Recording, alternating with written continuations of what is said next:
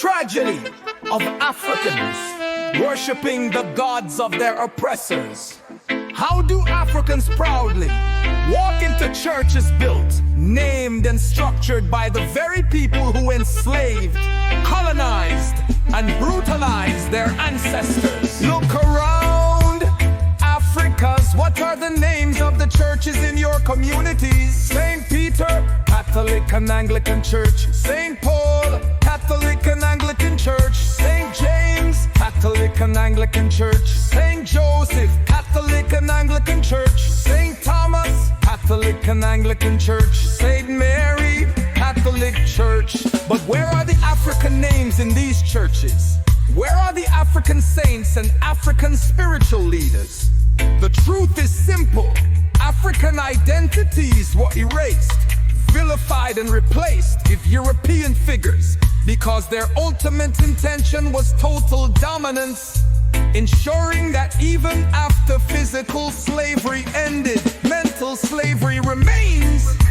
The greatest irony is that Africans kneeling in these churches, built by their colonizers, raise their hands in prayer, casting out, rebuking and bind their own ancestors, condemning and cursing their own ancestors as evil, pagan and demonic.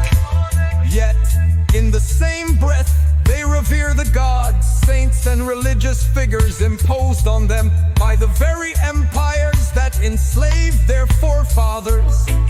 They reject the spirits of their lineage, but embrace the icons of Rome, the doctrines of Europe, and the traditions of foreign lands.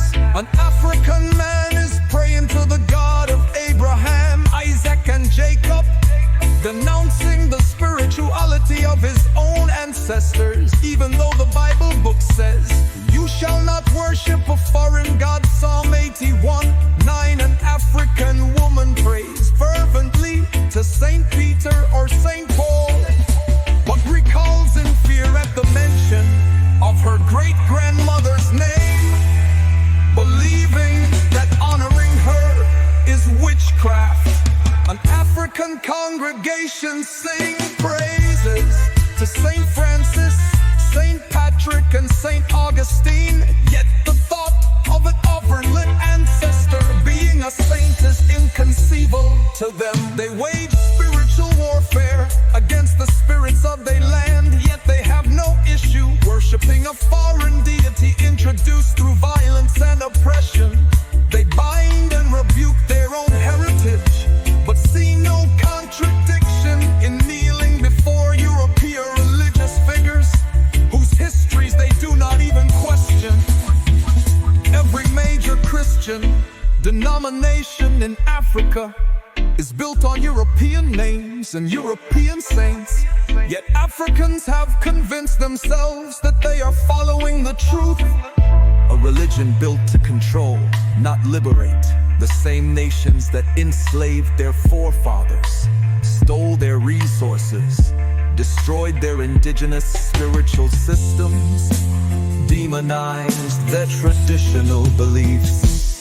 Even till today, many Africans prefer giving European names to their children, embrace foreign theologies, and kneel in churches